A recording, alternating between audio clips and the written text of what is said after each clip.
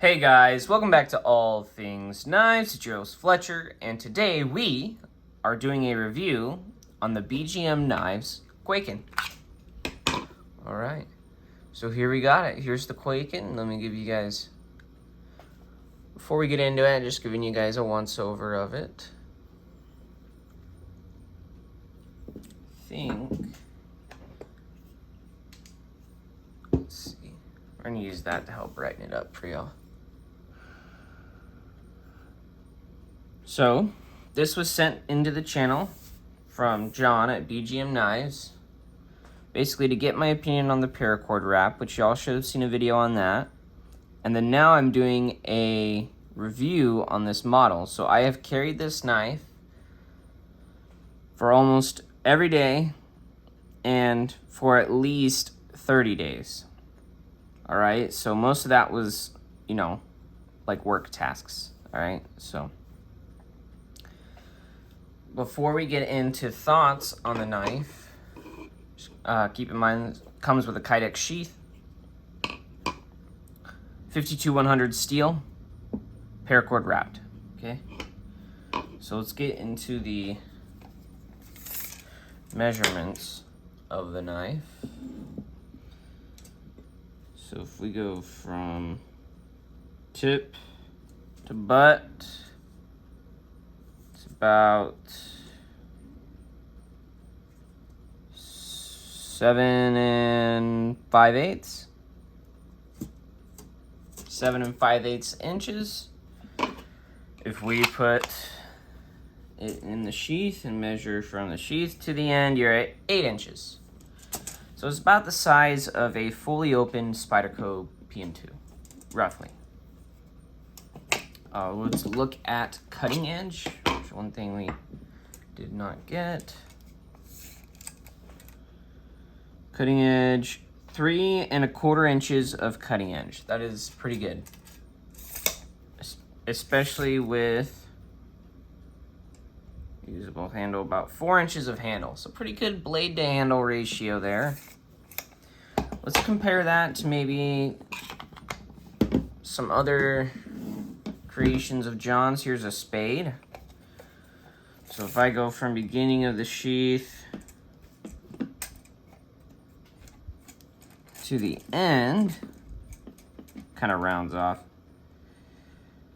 Actually about the same length as this was out of the sheath, but this one's in. This will be wet because I used this yesterday actually, so it's still wet. 7 3/8 total with 3 1/2 inches. Oh wait, no, never mind. Yeah, actually, yeah, 7 1/2 inches of cutting edge with a 3 1/2 inch handle. So Kwaiken has slightly less cutting edge, but it does have more handle for you. Okay. And tuck that away. Let's compare it to something like the OKC Rat 3. OKC Rat 3, you're dealing with about 3 1/2 inches of cutting edge. Handle, we will include the choil, 4 1/4.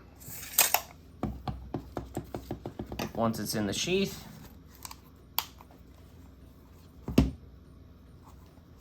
we'll measure from this side. Sheath makes it 8 1/2. So just slightly under the Rat 3. This is one you can kind of just tuck everything down a little bit. This is one you can kind of just slide in your pocket, which is really nice. We're going to do one last comparison for my Spyderco boys. This is my Mule in Magna Cut. 7 3/4 with 3 1/2 inches of cutting edge. 3 1/2 inches of cutting edge. So Spyderco actually did a pretty good job designing this Mule in terms of the cutting edge they give you. Okay. Putting it back in the sheath. Overall sheath length, 8 3/4 of an inch. So Kwaiken's definitely smaller than that. It's kind of a slightly smaller than the Rat 3, so it's actually a pretty good pocket fixed blade. Let's get some measurements. Hello everyone, that's from my scale. 4.94, so about 5 ounces.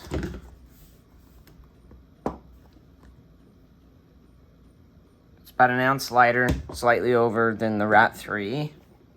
Then the mule with G10 scales, about 2 ounces lighter. Okay. And it is even lighter than the spade. So that's with the paracord. That we're dealing with a paracord wrapped Kwaiken. So it's a nice light pocket fixed blade. Let's get this out of the way. Let's do a measurement of behind the edge, just so y'all know. And spine thickness, this can vary because John makes his knives by hand. This will have some variance, and it also depends on what blade stock he starts with.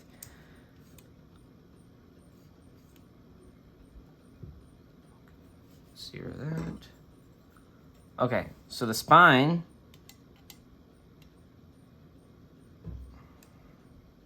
is 0.194.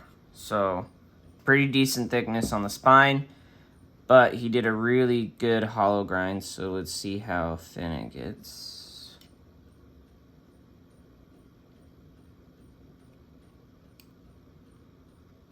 About 22 thousandths behind the edge, maybe. I think it's a little less. I think it's actually 19 thousandths.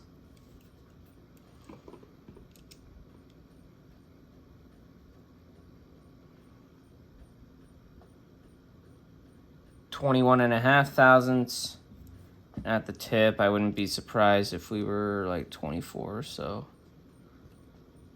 31 thousandths. Okay, so that actually makes sense because John designed this knife to be able to do some light prying near the tip. I guess, yeah, to compare, we're just going to compare it to the Rat 3. I know the Spyderco will be thinner behind the edge because of the general stock of the mule. Okay, so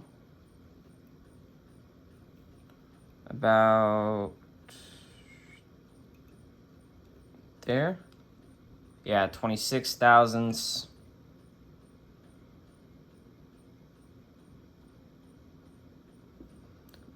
$30. You're probably 40 at the very tip.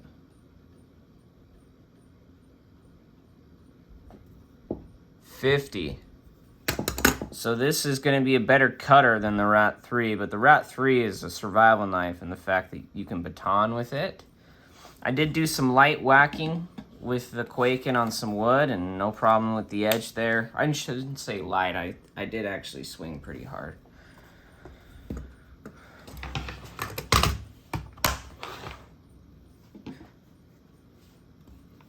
Let's get into the thoughts on this knife and talk about the use case scenarios. So I did do a lot of food prep with this. I actually prepared several meals. So even though it is kind of a thicker backstock, the hollow grind really does actually make it perform rather well. And 52-100 takes a killer edge. So, you know, I was cutting bell peppers, tomatoes, onions with this just fine, actually. It cut them all just fine. I think I even cut some butter and meat with this. So even with the paracord getting wet or anything like that, not a big deal. Sharpening choil is rather nice. I did sharpen this. This is not the factory edges. This is one of mine. Did it to 1,000 grit, strapped, I think, green and white, and then occasionally 1 micron when I wanted to get it back hair shaving. Let's see. Even though the tip is thicker, I actually didn't have any problems cutting open boxes or anything like that. The 52-100 steel does rather well. It's rather tough. It's more corrosion resistant than something like a 1095, just from personal experience, slightly more so. It strops back fantastically. Holy cow. Strops back really well. I bet this will still shave hairs. I don't know if you guys saw that, but some hairs on my arm just got picked off. So, still shaving sharp. I think I have only had to sharpen it once because of the 52-100 steel. It just keeps dropping back. So, if it keeps dropping back, if it ain't broke, don't fix it. In terms of food prep, this knife actually did rather well. I just kind of like this. Use this belly area, and even the rear area here does rather well. This is hollow ground, so even though it does kind of have a thick backside, because there's not much touching the middle part of whatever you're cutting, it does rather well. The tip, even though it is thicker, still slices good. Or well, I should say, still slices well. This is a sturdy fixed blade. I did not, because it's full tang all the way through. At any point during carrying this, no matter what I did I think I was going to break it or damage it in any way? Like the paracord feels sturdy. The, decent sheath. One thing I will say about this is a EDC fixed blade that you don't really need to have any of those, like the pocket clips that you can hook onto like you can mount onto this and then it hooks into your pocket. This is one I just slid into my pocket, and I'll tell you what I carried it with. I was at work, right? So I carried it with my normal pocket knife, my K390 Endura that I was carrying it with, or the Delica at the time, and a multi-tool in my left pocket, and then whatever else I would carry in my right pocket. So because this is slim and skinny, it doesn't take up a whole lot of pocket real estate, and that's really nice.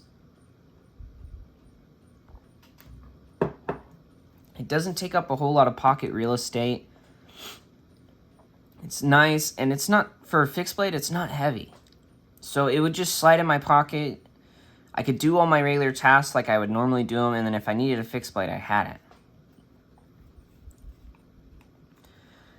So one thing I will say is I did 52-100 with and without the, I guess, acid wash.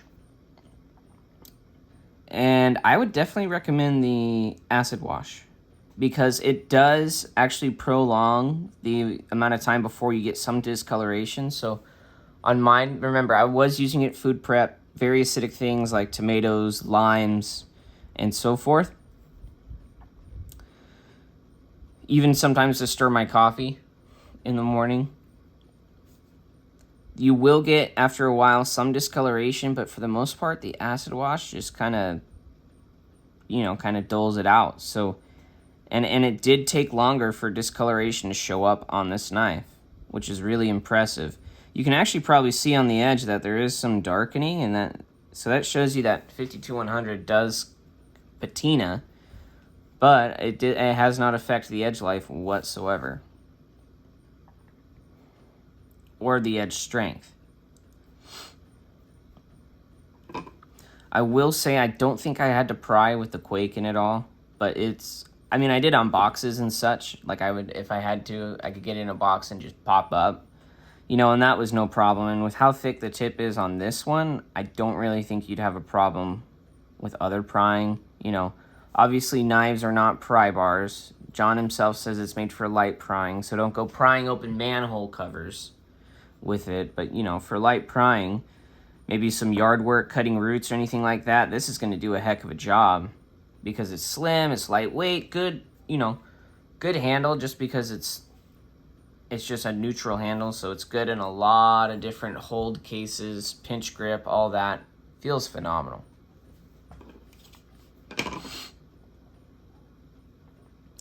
Another thing I will say is he does a really good job on his hollow grinds, but you can also get this in a chisel and a full flat. I think that for this guy, a hollow grind is actually pretty good because the way he grinds them, the material still stays out near the tip, and you can get this wicked thin with a hollow grind. Like, I don't think he normally starts with a stock this thick, so if he started with a thinner stock, you could get a really nice thin hollow grind, probably sub, 20 thousandths. Maybe I've had some from him, not Kwaikens, but knives in general that are, below 10 thousandths. The paracord wrap versus the G10 handles, I do have a video covering that will come out before this. I think for this knife, I think it just performs really well with just the paracord wrap. Honestly, like, this kind of fills that niche of having a slim, lightweight, super capable EDC fixed blade. I used it in food prep, and I used it at work, even breaking down boxes when my K390 had dulled, and I hadn't had a chance to sharpen it yet, and I was just going through cardboard. I opened enough boxes to where it did kill the edge. Granted, it didn't take a lot because it's a very simple carbon steel. But when I got home and stropped it up, right back to hair shaving. So this is a good field grade steel in terms of if you need a steel that is easy to take care of, is tough, holds a decent edge. Nothing fantastic. It's not a super steel. But the fact that you can strop it back, if you just carry a field strop with you, it'll perform phenomenally. The edge stability is good. When I was whacking on, compressed wood, it was actually from a busted piece of IKEA furniture. I was just kind of hacking at it to see how it would affect edge stability. Nothing at all. John says I think he tests on, I think it's a brass rod or something like that to test edge stability. And he said his gets good marks. And so John tests them before, his steels and his heat treat before he puts them out. So my testing and John's testing both said the same thing. Good edge stability, right? Which is also part of stroppability, the fact that it could deform from cardboard and then be stropped right back with no lack in terms of, loss of toughness or edge retention. You have a good stable steel there.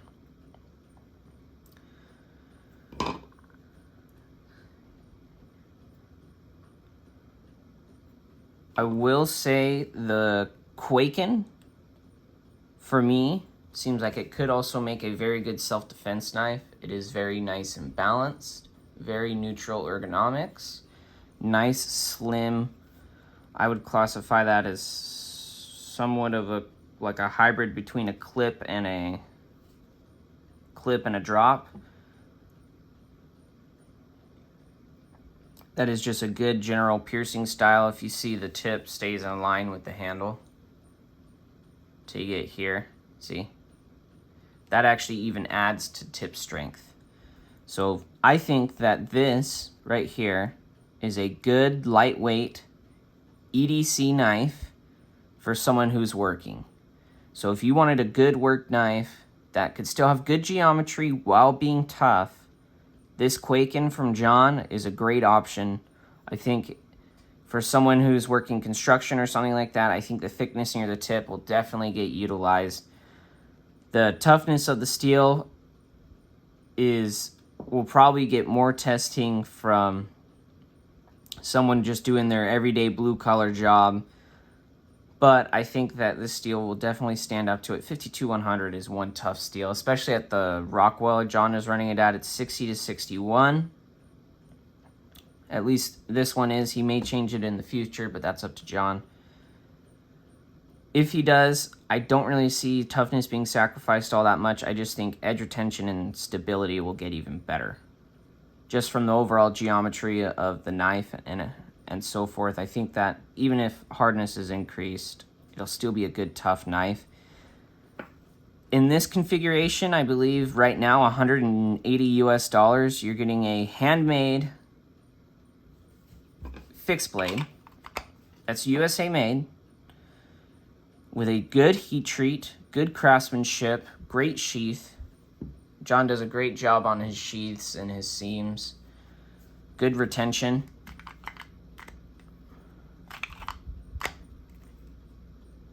You have to apply a good amount of force so it's not going to just fall out on you. $180 US. I have bought John's knives before, and I will continue to do so because they are a great value and they have great craftsmanship. And I think if you are looking for a good EDC fixed blade knife to have in your pocket or on your belt, or, you know, kind of tucked away, concealed, I think this is a great option, and I don't think it'll let you down. If y'all have any other questions about weight, size, performance, shoot those comments down below. It's been a pleasure. Thank you guys for your time. If you like these videos, please do subscribe. It helps the channel. And if you'd like to know when more of these videos are posted, turn on that notification bell. Thank you so much for watching, guys, and don't you forget to stay sharp.